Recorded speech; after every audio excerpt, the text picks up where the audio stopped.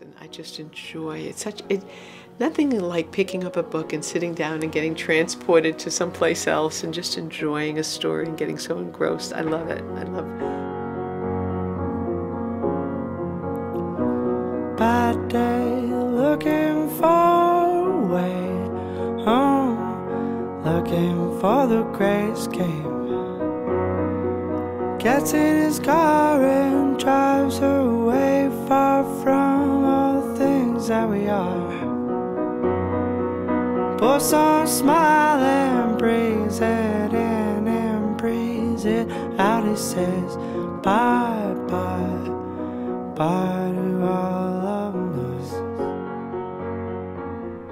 These students, and more like them, are not looking for the great escape quite yet. They are looking for something. They are looking for the key to unlocking books. I ask students and their teachers to sit down with me to have a better understanding of emergent readers as they discover books and what they have to offer. What are books? The dictionary describes them as an assembly of printed pages glued together. Books are much more than that. They are a vessel of knowledge from the past. This knowledge can come in many forms, from a personal experience to information about the world around us.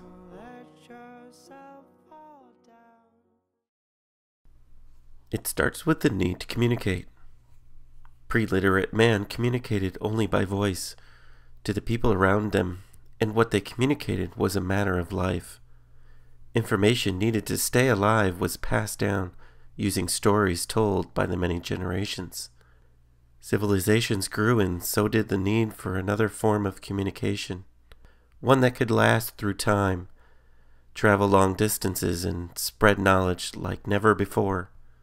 The written language soon gave way to books, the same technology we use today. It has lasted this long, and a change away from books may be far off into the future, if ever at all. Children's books did not happen right away. It was many years before children would have their very own. Children relied on the early methods of oral language to gain sight into the world of stories. A passage from the early children's book and their illustration explains the change towards children's books. A new attitude to children developed in England during the 18th century, a new attitude which spread. Greater emphasis was placed on their education in respect to its usefulness for their future life in society. These books were often for learning purposes. It was the 19th century that brought many desired storybooks, including those from illustrator Randolph Caldecott, whose name we see to this day honoring many books for their illustrations. Because of a lack of universal naming, we will refer to the two types of books in the education field as easy readers and trade books. Our student explains. The words, because some of the words are short. That word, because in the short book they have short words, and in the big book they have big words. The question arises, are both types of books necessary for emergent readers to learn? The kids need to have experiences with both. The easy readers and the trade books, they need to be able to hear books that have more longer stories and more of a meaning to the stories, but they also need to have experience having success reading stories themselves. At working with those little books, they're just long enough that there's not too much print on a page, but there is a little storyline. Just as some kids are drawn towards the trade books, other kids need those easy readers because that's what makes them feel successful. While trade books are good for early stages of reading, there comes a time when students are confident enough and have mastered enough of the written language that they are able to read virtually any trade book they desire. I like when there's more words. Why? Because and then my brother could try to help, and then I ask for my brother to help me, and then I get to read it.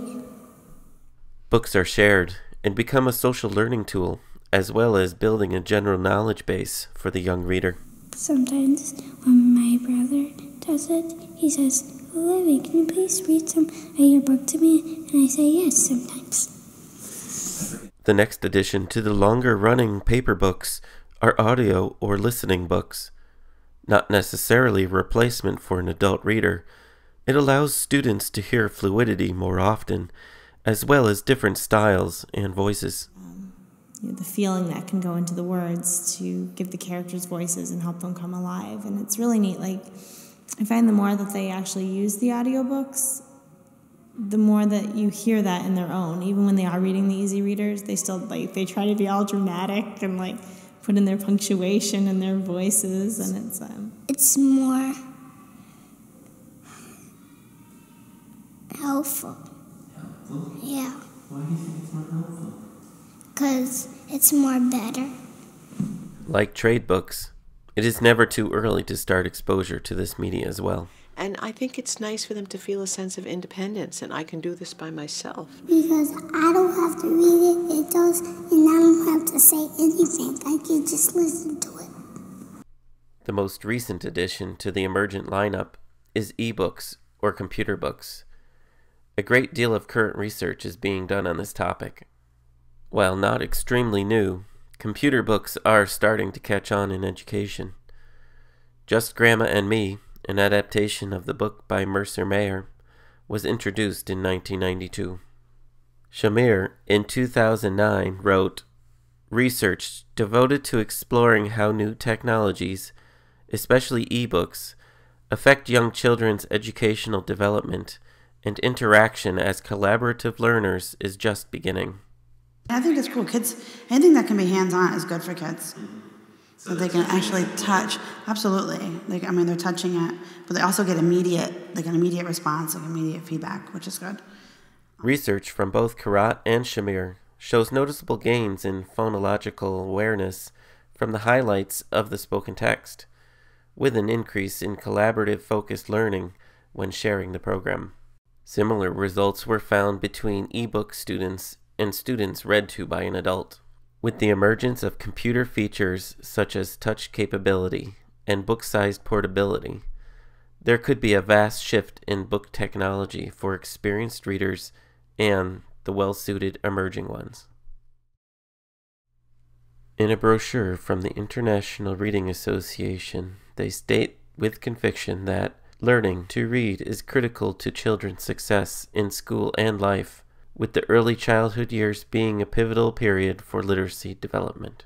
Boy, but if children haven't heard all these stories, they don't have a background to build things on, not for comprehension, not for the sounds of language, they just don't get the concepts of print. Because books are so critical, good practices are used, such as this one written by Zeiss, 2010.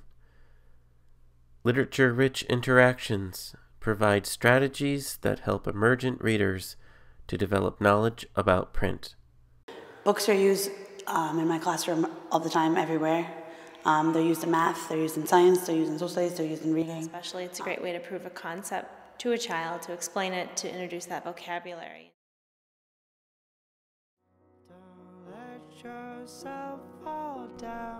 No matter what form an emergent book comes in, it is going to be beneficial to an emergent reader. The substance is in the language and the valued story. With an increase in motivation, a reader will find a way to get to the content. A good balance is still important between easy readers, trade books, listening books, computer books, as well as retelling, creative writing, and non-print stories.